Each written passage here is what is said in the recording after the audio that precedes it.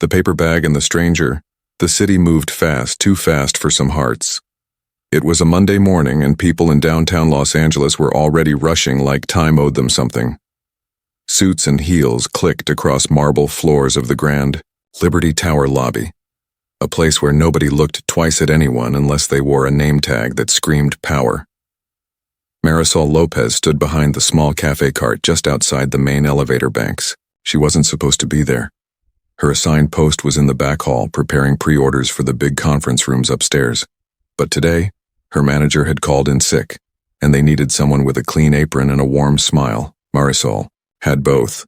She wasn't special in the way most people thought special looked. She wore simple jeans, an oversized sweater, and her thick black hair tied in a ponytail. But she had eyes that remembered pain and hands that gave more than they had. She always offered extra sugar packets, a second napkin, and sometimes, if no one was looking, a free muffin to someone who looked like they needed it. It was 7:45 a.m. when she saw him. He walked in quietly, wearing a black baseball cap, sunglasses, and a hoodie. His beard was a little longer than most businessmen in the building, and he carried a brown paper bag with one hand. He looked out of place like someone who had entered the wrong world by accident. But he walked with calm steps, not unsure, just unnoticed. Marisol noticed him. He stood near the back of the line, never saying a word. He waited, even though a few people tried to cut in front of him, pretending not to see him. He didn't push back, didn't frown, didn't even clear his throat. When it was finally his turn, she greeted him with a gentle, "Hi, what can I get you?" He smiled a little. Not wide, not fake. Real. "Just a black coffee, please." Marisol poured the drink and handed it over. "On the house," she whispered. He looked at her with a slight tilt of the head. "Why?" "Because you waited," she said. "And no one saw you but me." He paused. "Thank you." He took the cup and reached into his bag. He pulled out a small envelope and slid it across the cart.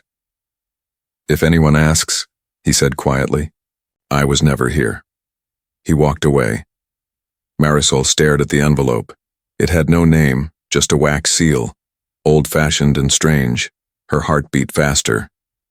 A few minutes later, her supervisor returned from a break and saw the receipt log was missing. "A transaction. Who gave away free coffee?" she snapped. Marisol owned up to it. "I did.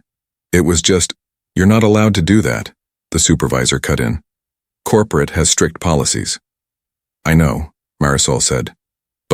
But nothing. "I'm sorry, Marisol. This is your third warning." "Wait, third?" Marisol's hands trembled. "My first was being 5 minutes late when my mom had surgery. The second was the spilled milk that wasn't even mine." Rules are rules. An hour later, Marisol was standing outside the building, her name tag in her hand and her heart somewhere at her feet. She had never been fired before. She felt numb. She had $83 in her bank account, rent due in 5 days, and a mother who needed medicine every night. She didn't cry. Not yet. She just walked toward the bus stop and sat down. Across the street, in a black SUV, a man lowered his sunglasses and watched her. It was Keanu Reeves. He had seen everything. Inside the envelope Marisol never opened was a signed note and a personal invitation, but she had left it on the cart in the rush and someone else had tossed it in the trash. And that wasn't even the biggest twist. Because the next morning, Marisol was going to wake up to a knock at her door, and her life would never be the same again. The knock that changed everything. The sun had barely broken through the gray clouds when Marisol woke up to the sound of knocking. It was steady, polite, but firm. She sat up slowly, still in yesterday's clothes. Her eyes burned from not crying. Tears held back tend to sting more than the ones let out. She moved to the door of her small apartment. The hallway light from outside crept through the bottom crack of the door, casting a line of brightness across the floor. She looked through the peephole. A man in a black suit stood there holding a briefcase. Her first thought was rent. Maybe the landlord had sent someone early. She hesitated, then slowly opened the door. "Miss Marisol Lopez?" the man asked, his voice calm. "Yes?" I have something for you. He reached into his coat and pulled out a thick white envelope with gold edges. It looked like something from a wedding invitation. Fancy, strange, out of place in her hallway of peeling paint and old carpet. What is this? She asked. A personal invitation from Mr. Reeves. Mr. Reeves? She blinked. I don't know any. Wait, are you talking about Keanu Reeves? Yes, ma'am. She froze. Her thoughts ran back to the man from yesterday. The black hoodie, the calm voice, the paper bag. What's happening? She whispered. He asked. Me to deliver this to you personally. And there's transportation waiting downstairs if you accept. Transportation to where? He didn't say, but he left a note. With shaking hands, Marisol opened the envelope. Inside was a handwritten letter. Dear Marisol, sometimes the smallest kindness is the greatest act in the world. You didn't know who I was, and you gave me something I value deeply, dignity. I'd like to speak with you if you're willing. No pressure, just possibility. She looked up from the letter. This has to be a prank. I assure you it's not, the man said with a small smile. Would you like to come? Marisol didn't own anything fancy. She didn't have makeup on. Her sneakers were old, her sweater wrinkled. But something in her chest said go. Something in her gut said, this is real. Give me 5 minutes, she said. She didn't pack anything. Just brushed her hair, splashed water on her face, and grabbed her phone.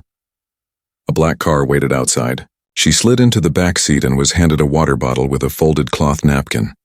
The car smelled like vanilla and leather. Quiet jazz played from soft speakers. They drove through the city for 20 minutes before turning onto a private road surrounded by tall trees. Finally, the car stopped at the gates of what looked like a quiet ranch house tucked into the hills. A man in jeans and a flannel shirt stood waiting. He removed his sunglasses. Keanu Reeves. Marisol gasped softly.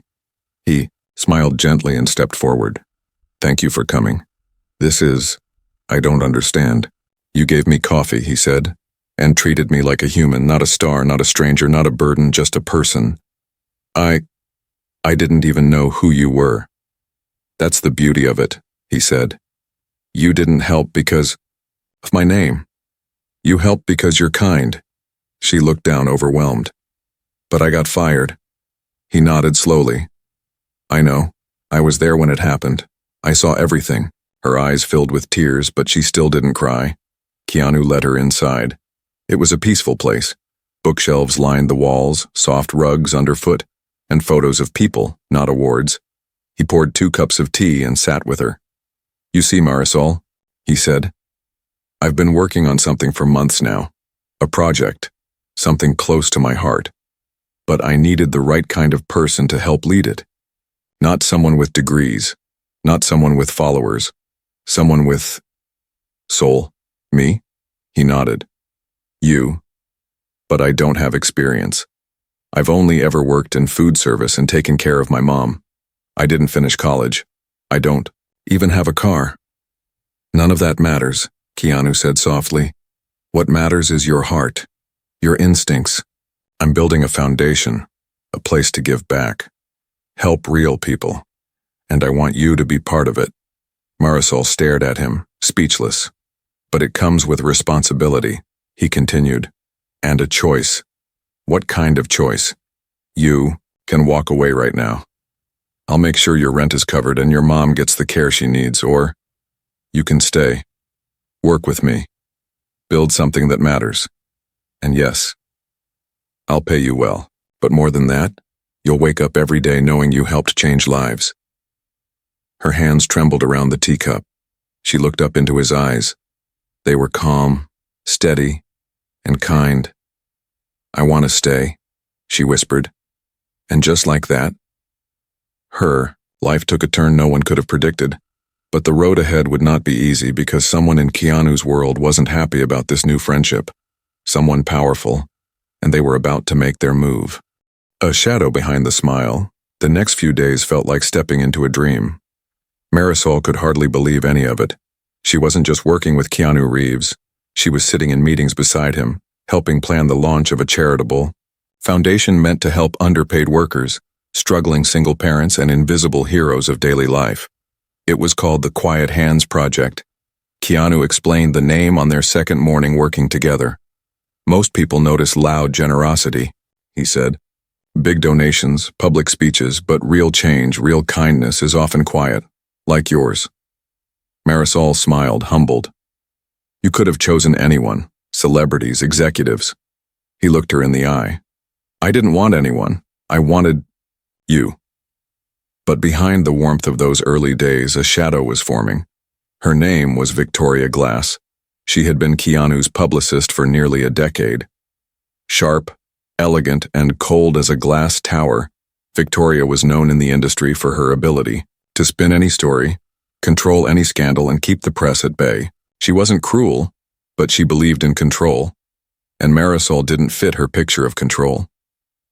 She worked at a cafe, Keanu, Victoria said in private. You don't build a foundation with someone who can't even keep a low-level job. She didn't lose that job because of her failure, Keanu replied. She lost it for doing the right thing. Victoria narrowed her eyes. You're emotionally invested, that makes you vulnerable. Good, Keanu said. Vulnerability isn't weakness. Victoria didn't argue back. Not directly, but Marisol felt the tension growing every time Victoria walked into the room. She would smile at Marisol with lips tight as thread, say things like, You're doing great, considering your background, and correct her in meetings with a polite tone that stung like ice. At first, Marisol ignored it. She was used to being underestimated. But one morning, she opened her email and found something that made her heart drop. An internal report. A performance review, written by Victoria. Subject: Marisol Lopez. Note: while her personal story is compelling, she lacks professional skills. Recommends removing her from executive-level decisions. Possible future PAR liability. Marisol stared at the screen. Her throat tightened. Her fingers hovered over the keyboard, unsure whether to cry, scream, or stay silent. She didn't want to cause problems.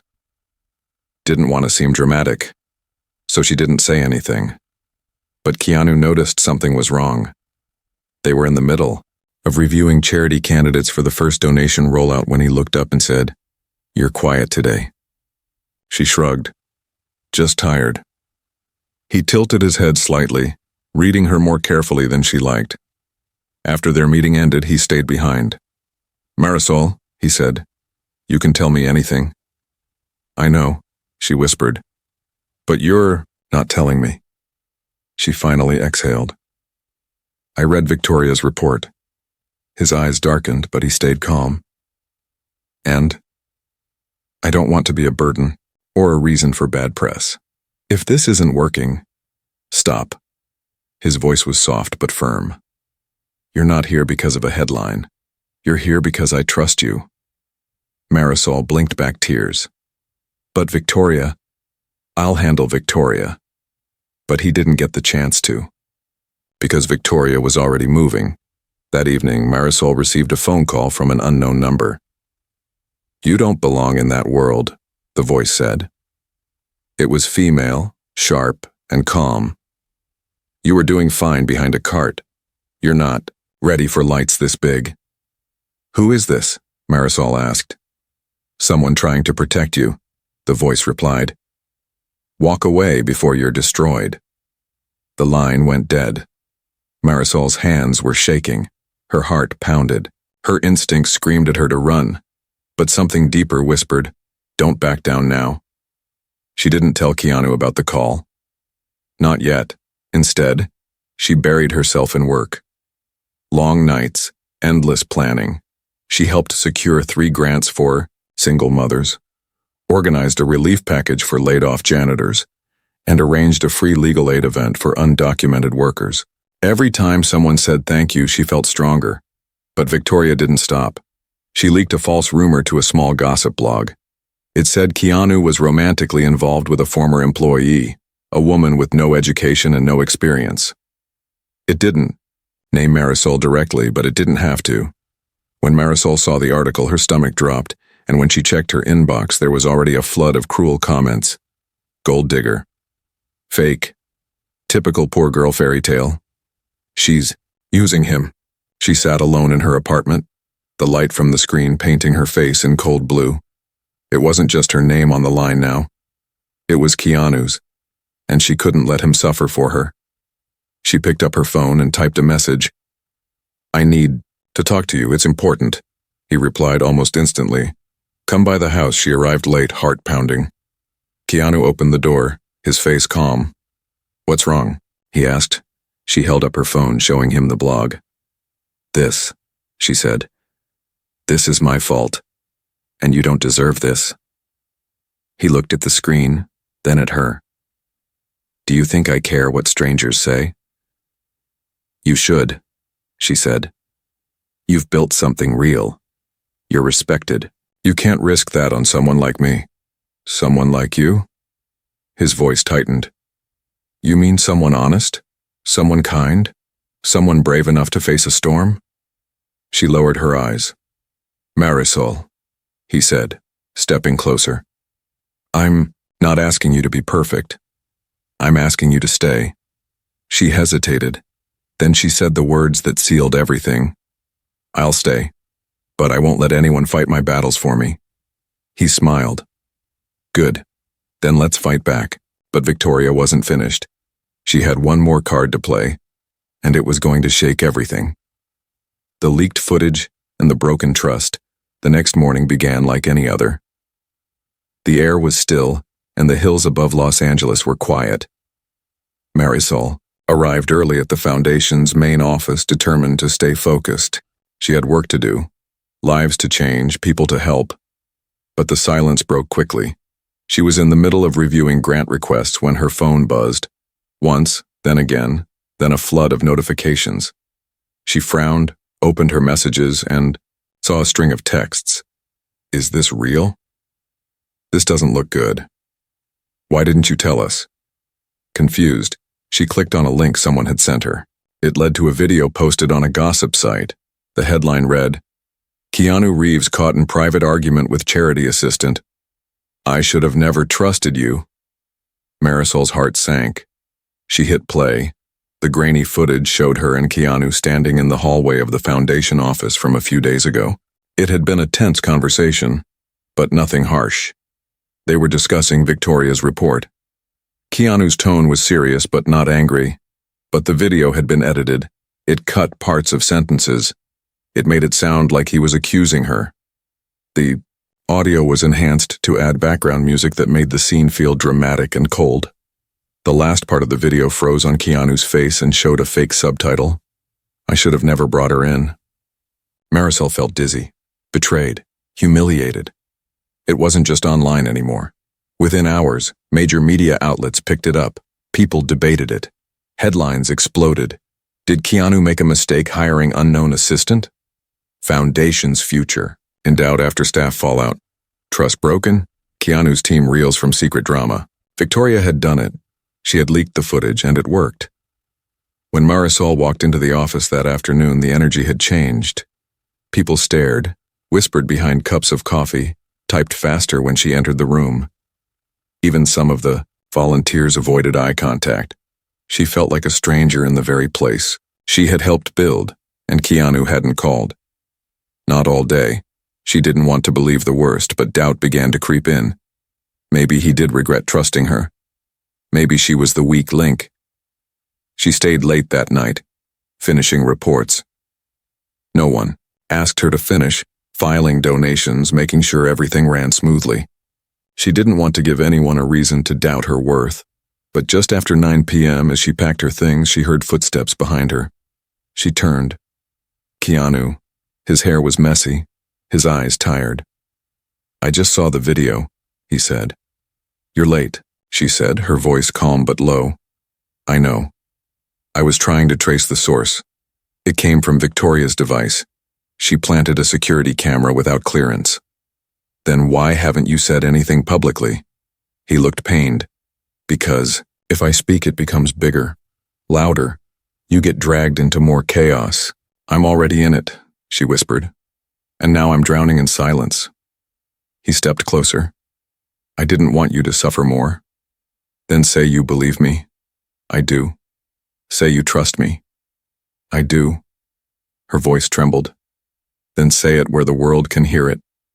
Keanu paused, and then he said, Come with me. They walked out of the building into the cool night and down to a press event already unfolding. It was a benefit gala for the Foundation's upcoming school program. Reporters were gathered outside. Cameras clicked. The noise swelled. As they approached the stage, Victoria spotted them. Her face froze. Keanu stepped up to the microphone. Marisol stood beside him, unsure of what he was about to do. He cleared his throat. Before we begin tonight, I want to address something. The crowd grew quiet. Some of you have seen a video, he said, a clip that was taken out of context, designed to mislead. And I want to be clear. I do not regret bringing Marisol Lopez into this foundation. He looked at her. In fact, I thank God I met her. Reporters gasped. Cameras flashed faster. She represents everything this project stands for. Heart, honesty, and quiet courage. She is not just a team member. She is the soul of this mission. Marisol's hands shook. Tears welled in her eyes. He looked out at the crowd again. We will not be bullied by rumors. We will not let lies break what kindness built. It was quiet for a moment. Some of you have seen a video, he said. A clip that was taken out of context, designed to mislead. And I want to be clear. I do not regret bringing Marisol Lopez into this foundation. He looked at her. In fact, I thank God I met her. Reporters gasped. Cameras flashed faster. She represents everything this project stands for. Heart, honesty, and quiet courage. She is not just a team member. She is the soul of this mission. Marisol's hands shook. Tears welled in her eyes. He looked out at the crowd again. We will not be bullied by rumors. We will not let lies break what kindness built. It was quiet for a moment. Then the applause began. Soft. Then stronger. Then the whole room. Some reporters put their cameras down. Others started clapping too. Victoria watched from the shadows. Her plan had failed. After the event, she approached Keanu privately. You embarrassed me, she said. No, Keanu replied. You embarrassed yourself. You'll regret this. Maybe, but not as much as I'd regret betraying someone good. He turned away. Victoria's contract was quietly terminated the next morning. Marisol returned to the office to find her desk filled with cards, flowers, and notes from the staff. We're sorry. We believe you. Thank you for staying strong. But the biggest surprise came when Keanu invited her to a small office and slid a file across the table. Inside, legal documents. He had made her co-founder, equal partner. Why? She asked, her voice cracking. Because you didn't break when... It was hard, he said. And because the world needs to see what happens when you trust the right people. She covered her face, sobbing. But even in that joy, neither of them knew. One last twist was coming, from someone neither of them expected. The betrayal beneath the badge the days that followed were peaceful. The storm had passed, or so they thought. With Victoria gone, the team at the Quiet Hands Project worked more closely than ever. Donations poured in and the foundation opened its first local support center for single parents struggling to find work. Marisol helped plan every detail, from the placement of the children's reading corner to the hot meals being served. She had never felt more alive. Keanu, now more present at the office, often walked through the halls with a calm smile. Staff would nod with quiet respect, but when he paused to speak with Marisol, their voices dropped to whispers. You're doing more than I ever imagined, he told her one afternoon, as they stood on the rooftop watching the city breathe below them. So, are you? She said softly. I used to think people like you only existed on screens. He laughed gently. People like me make mistakes too. She looked at him. And people like me never get chances like this. You did now, he replied, because you earned. But down below, in the quiet corridors of the legal office handling the foundation's documents, something was brewing. His name was Marcus Hall. He was a compliance officer, a quiet man with sharp glasses and perfectly ironed shirts. He had joined the team a few months ago, recommended by one of Victoria's former associates. He rarely spoke to others, never asked questions, always smiled. But Marisol had always felt something off about him. She couldn't explain it. Just a strange quiet in the way he watched her. On a Tuesday morning, she arrived at the office to find Marcus already there, earlier than usual. His desk drawer was slightly open. He closed it quickly when he saw her. "Morning," he said, voice cheerful. "Morning," she replied carefully. That same afternoon, while reviewing financial logs, Marisol found a strange entry. A large transfer from their primary donation pool had been rerouted to a holding account under a coded name. She froze. It wasn't a mistake. Someone was stealing. She immediately called Keanu. He came within the hour, still wearing his motorcycle jacket. They sat in her office, scrolling through the transactions. Keanu's jaw tightened. "This holding account is fake," he said. "I've seen this trick before. Someone's laundering through the donation system." "Who has access?" she asked. "Only 3 people," he said. "You, me, and Marcus." A chill ran through her. Keanu stood. "I'll handle this. Call the legal team. I'll get Marcus in here." But Marcus was gone. His desk was empty. His badge had been deactivated. And the holding account, already drained. Gone. Every dollar. Keanu paced the room in disbelief. This isn't just theft, it's betrayal. Marisol felt like she had been punched in the chest. How did he even get through the security checks?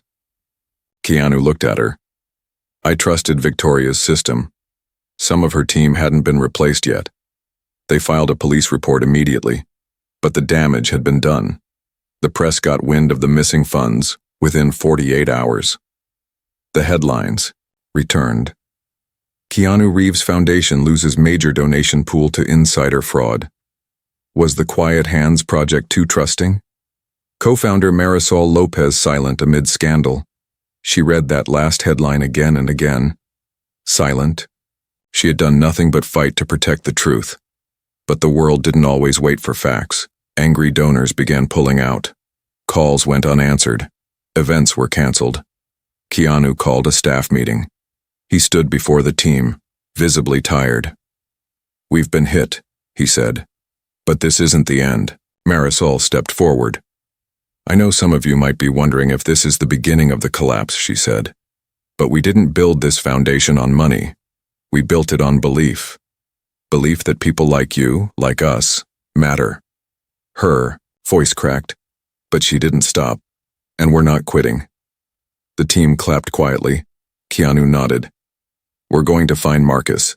We'll recover what we can and rebuild what we must. But that night, Marisol received an anonymous message on her personal phone. I know where he is. She stared at the text. It came with coordinates. A storage facility in Long Beach. She hesitated, then dialed Keanu. You need to see this, she said. He picked her up in a black SUV. They drove in silence. Marisol stared out the window, her mind spinning. When they reached the location, it was quiet. The facility was closed, but a motion sensor light flickered near one unit. Unit 306, Keanu, pulled out a flashlight. Marisol followed close behind. They opened the unit slowly. Inside was a single chair, and on it, a laptop. It was open, playing a video. Marcus appeared on screen, smiling. Hello, Keanu. Hello, Marisol. If you're watching this, then you're smarter than I thought. I didn't do this for the money. I did it because people like you don't get to pretend you're heroes. You're both just playing savior, hoping the world claps. So I made sure it stopped clapping. The screen went dark. A note sat beside the laptop. You wanted to help the broken. I just showed you what broken really is. Marisol stepped back, her hands trembling. Keanu's voice was low and steady. He's not finished. What do we do? She asked. He looked at her. We go louder. We go harder. We prove him wrong. And so, once again, they rose from the ashes. But Marcus had already set one final trap in motion, and it was going to test everything they believed in. louder than lies, stronger than fear. The city was calm, but Marisol could feel the storm in her chest. Back at the office, the foundation's future hung in the balance. Donors were nervous, legal teams were scrambling, public trust was paper thin, and the video Marcus left behind kept playing in Marisol's mind like a bad echo. But something deeper than fear had taken hold of her now. Conviction. She sat with Keanu that morning in the garden behind the foundation's office. The early light hit his face softly as he poured 2 cups of tea. They hadn't spoken much since the night they found the storage unit. Both of them had been working around the clock, trying to plug the leaks, rebuild the team, calm the media. Finally, she broke the silence. "Do you ever feel like we're just 2 people pushing against the whole world?" Keanu smiled slightly. "Every day.